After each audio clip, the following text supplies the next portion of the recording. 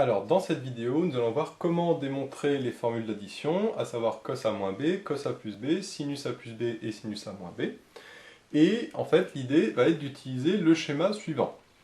Alors, on a le cercle trigonométrique, donc de rayon 1, et on prend deux points A et B qui sont situés sur le cercle, avec par hypothèse l'angle IOA qui est égal à petit a, et l'angle IOB qui est égal à petit b, comme marqué sur le schéma, avec l'angle I qui est le vecteur unitaire de l'axe des abscisses.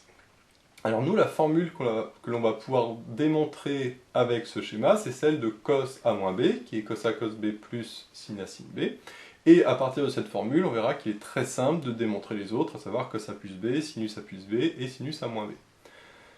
Pour ce faire, on va utiliser le produit scalaire OA-OB qu'on va calculer de deux manières différentes. Alors, tout d'abord, on va voir que vaut l'angle OA-OB. Donc l'angle OA-OB, donc l'angle OA-OB qui est en fait l'angle ici. Donc là, graphiquement, on voit que ça correspond à B moins A. Mais on va le montrer proprement en utilisant tout simplement la relation de Chasles en passant par le vecteur I. Parce que OA-OB, c'est comme OA-I plus IOB. Donc ça, c'est la relation de Chasles, tout simplement, rien de particulier. Alors OAI, on ne l'a pas, par contre, nous, on a IOA. Donc ça fait moins IOA. Alors ça, c'est les formules qu'on avait vues, c'est que l'angle UV, c'est l'angle moins VU.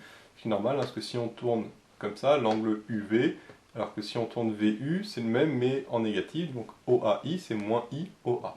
Par contre, IOB, ça, on le garde, puisque on a par hypothèse IOB qui vaut B. Alors justement, IOB ça vaut B et IOA ça vaut A. Donc ça fait B moins A. Je ne vais pas marquer moins A plus B exprès pour qu'on ait quelque chose de positif moins quelque chose de négatif. C'est mieux que de mettre moins A plus B. C'est toujours mieux de mettre B moins A que moins A plus B. Mais ça revient strictement au même. Et donc j'ai l'angle OAOB qui vaut B moins A. Donc là je vais le marquer ici. L'angle qui est là, c'est B moins A. Donc je vais le réécrire ici, OA-OB est égal à B moins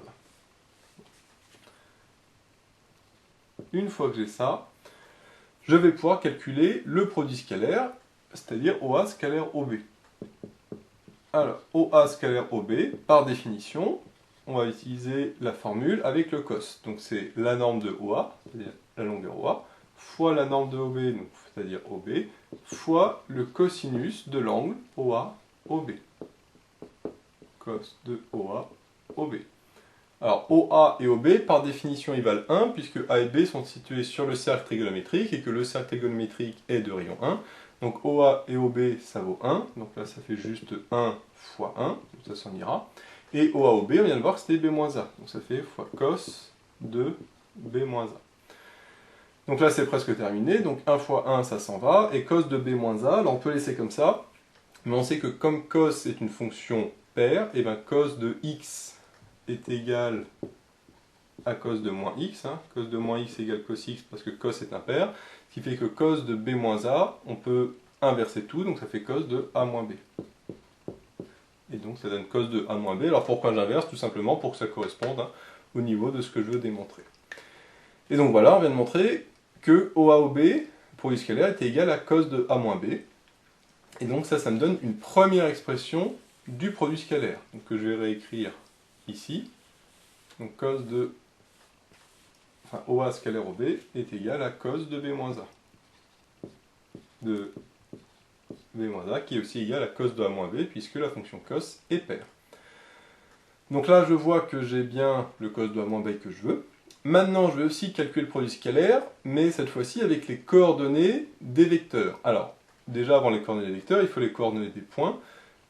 Alors le point O, ses coordonnées c'est 0, 0, parce que c'est le centre du repère. Maintenant les coordonnées du point A, qu'est-ce que c'est? Et bien comme A est sur le cercle et que l'angle IOA vaut petit a, par définition, on sait que A, ses coordonnées, c'est cos A sinus A. Et de la même manière, le B a pour coordonnées cos B sinus B. Donc ça, c'est les coordonnées des points A et B. Là, je ne reviens pas dessus, ce qu'on avait vu dans le cours. Quand on a un point qui est sur le cercle trigonométrique et qu'on connaît l'angle I OA, ou OB, ou OC, etc., et bien ces coordonnées sont tout simplement le cosinus et le sinus de cet angle. Et donc on peut calculer les coordonnées du vecteur OA, puisque OA c'est XA moins XO et YA moins YO, mais comme XO et YO c'est 0, finalement le vecteur OA c'est cos A et sinus A. Hein, donc là je ne reviens pas dessus, hein, puisque c'est XA moins XO, YA moins YO, XA et YA c'est ça, et XO et YO bah, c'est 0, 0, donc du coup on a strictement la même chose, et là de la même manière, hein, OB ça va faire cos B sinus B. Sinus B, pardon ici, hop, voilà.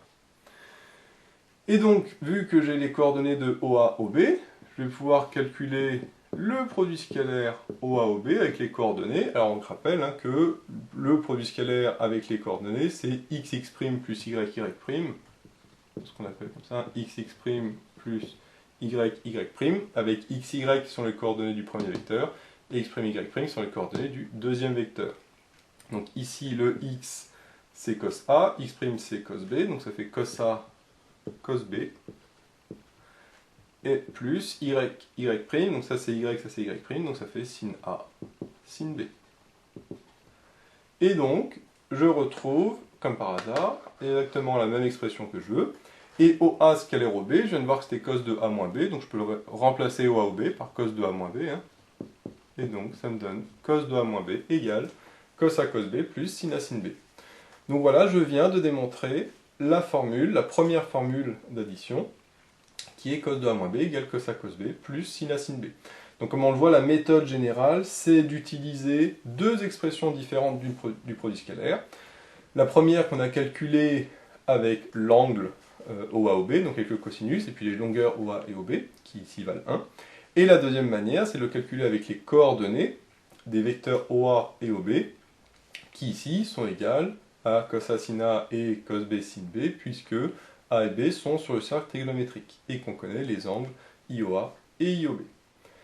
Donc ça, c'est la première formule qu'il fallait démontrer. Donc à partir de celle-là, on va voir que c'est très simple de démontrer les autres formules. Donc en fait, là, on a fait le plus compliqué. Alors, toutes les autres vont se baser non plus sur le schéma qui est donné, mais tout simplement sur de la manipulation de A et de B. Alors pourquoi? Puisque cos de A plus B, en fait, on va tout simplement dire que plus B, c'est comme moins B. Alors, l'idée, en fait, va être d'utiliser cette formule, mais là, A et B, c'est de manière générale, hein, ils appartiennent à R. Et donc, l'idée va être, non pas de remplacer B ici par moins B. Donc, d'après ce qu'on a remplacé, en fait, on a la même formule qu'ici, sauf que c'est pas A moins B, c'est A moins moins B. Ce qui fait qu'on, dans la formule de droite, on va remplacer tous les B par moins B. Un petit peu comme une fonction, hein, comme un x qu'on remplacerait. Donc là, ça fait cos A, cos de moins B, hein, ce qu'on a dit c'est pas B mais moins B, plus sinus A, sinus de moins B. Donc le cos A, il bouge pas. Ensuite, cos B, on a vu que comme cos est une fonction paire, et ben le moins disparaît. Alors que ici, le sinus est une fonction impaire, donc par contre le moins passe devant. Donc du coup, le moins passe ici, donc ça fait moins sinus A, sinus B. Donc là, j'ai utilisé le fait que comme cos est pair, cos de moins x est égal à cos x, et comme sinus est impair, par contre, sinus de moins x est égal à moins sinus x. Ça, c'est les formules qu'on avait vues dans le cours sur la trigonométrie. Et donc là, donc cos A sin A, ça ne change pas. Par contre, cos de moins B, ça reste cos B. Et sinus de moins B, ça donne moins sinus B, le moins que je mets devant. Et donc voilà, j'ai démontré la deuxième formule qui est que cos de A plus B égale cos A cos B moins sin A sin B. Donc on voit que c'est exactement la même formule, mais avec le plus qui devient un moins. Donc c'est facile à retenir parce que si c'est moins ici c'est plus, et donc si c'est plus, c'est moins. Voilà. Donc ça, c'était la première formule. Enfin, plutôt la deuxième formule, qui est cos A plus B. Alors maintenant, pour sinus A plus B, là c'est un petit peu différent. En fait, on va utiliser ce qu'on a vu dans le cours, comment transformer un sinus en cosinus. Là, c'est par rapport au pi sur 2 moins x. Parce qu'on avait vu dans le cours que sinus de pi sur 2 moins x, c'est égal à cos x. Et de la même manière, le cosinus de pi sur 2 moins x est égal à sinus x. Je ne reviens pas dessus, on avait vu ça dans d'autres vidéos spécifiques sur les angles du style pi sur 2 moins x, pi sur 2 plus x, etc., les angles associés. Donc là, je donne juste les formules, hein. Je vous réfère aux autres vidéos pour plus de détails. Et donc quand on va calculer par exemple le sinus de a plus b, et ben en fait, on va utiliser cette formule-là en disant que x, en fait, c'est a plus b. Donc j'en remplace tout simplement le x par a plus b. Donc ça fait cos de pi sur 2 moins a plus b, attention, entre parenthèses, ce qui me donne cos de pi sur 2 moins a moins b, parce que le moins est devant la parenthèse, hein. Et maintenant, je peux utiliser, par exemple, la formule, alors là il y a plusieurs méthodes, hein, qu'on peut faire, mais on dit, bah, ça c'est petit a, par exemple, c'est un a', on va dire, et puis ça c'est b. D'accord? Donc là je reviens sur la formule cos de a moins b, avec le a qui vaut en fait pi sur 2 moins a. Et cos de a moins b, bah, en fait c'est celle-là. Donc là, c'est un peu le même principe, c'est que je remplace a par pi sur 2 moins a, puisque le b, ça reste b. Par contre, là, c'est pas a, c'est pi sur 2 moins a. Donc là, je prends tout ça, mais en remplaçant a par pi sur 2 moins a. Donc ça me donne cos de pi sur 2 moins a fois cos b, je crois que le b ne change pas, plus sinus de pi sur 2 moins a fois sinus b, qui lui ne change pas. Et là, je me retrouve encore avec du pi sur 2 moins a, et donc je vais réutiliser les formules que j'avais mis là. Cos de pi sur 2 moins a, bah, c'est ça avec le x qui vaut a, donc ça donne sinus a. Donc ça me donne sin a cos b. Et ici, sinus de pi sur 2 moins a, bah, c'est ici avec le x encore une fois qui vaut a, donc ça me donne cos a sin b. Et donc voilà, j'ai démontré la troisième formule, qui est que sinus a plus b, c'est sin a cos b, plus cos a sin b. Alors cette formule, comme on l'a vu, hein, l'idée c'est vraiment d'utiliser le pi sur 2 moins x pour transformer, et puis après ben là on peut faire comme ça. Alors là on aurait pu aussi mettre le b, inverser le b et le a, mais bon c'était moins pratique. Donc du coup voilà, toujours utiliser l'histoire du pi sur 2 moins a pour transformer un sinus en cosinus. Alors cette formule je vais la réécrire ici, cette formule que je viens de démontrer. Sin a cos b plus cos a sin b. Donc sin a cos b plus cos a sin b. Pourquoi? Bah, tout simplement parce que pour démontrer la dernière formule, qui est sinus de a moins b, eh ben, je vais réutiliser tout simplement cette formule en disant que moins b, en fait, ça correspond à a plus moins b. A moins b, c'est exactement la même chose que a plus moins b. Ce qui revient à utiliser la formule là, mais en remplaçant b par moins b. C'est exactement le même principe que ce qu'on avait fait tout à l'heure pour le cos a moins b et cos a plus b. Donc le a ne change pas, par contre le b je le remplace par moins b. Donc là je vais vite parce que c'est exactement le même principe que tout à l'heure.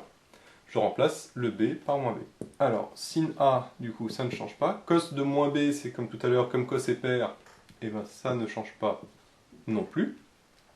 Par contre ici j'ai sinus de moins b, comme sinus est impair, le moins passe devant, donc ça fait finalement moins cos a sin b. Et donc voilà, j'ai ma dernière formule, qui est sinus de a moins b égale sin a cos b moins cos a sin b. Donc on voit qu'une fois qu'on a calculé sinus a plus b, c'est très facile de faire sinus a moins b. On remplace le b par moins b, c'est vraiment très simple. Donc voilà un petit peu comment démontrer les formules d'addition, sachant que la première c'est la plus compliquée, parce qu'il faut la démontrer avec le schéma, avec l'expression du produit scalaire de deux manières différentes. Mais à partir de l'expression cos a moins b qu'on démontre avec le schéma, on voit que c'est très facile de démontrer les autres, sachant la petite particularité. Pour la troisième formule, c'est d'utiliser le pi sur 2 moins x qui nous permet de transformer un sinus en cosinus, ou un cosinus en sinus, ça c'est ce qu'on avait vu dans le cours, et puis dans d'autres exercices sur les angles associés. Donc voilà, c'est bien de connaître un petit peu les démonstrations, surtout pour savoir retrouver les formules si jamais on les a oubliées. Comme on voit, la démonstration n'est pas très longue, et c'est toujours bien de savoir le faire, parce qu'on peut avoir d'autres démonstrations ou d'autres exercices qui vont utiliser le même genre de démonstration. Donc voilà, j'espère que cette vidéo vous sera utile. N'hésitez pas à vous abonner pour être au courant des nouvelles vidéos qui sortiront. J'ai mis le lien dans la description vers l'énoncé de l'exercice, ainsi que vers d'autres exercices sur la trigonométrie. Et moi je vous dis à bientôt pour une nouvelle vidéo.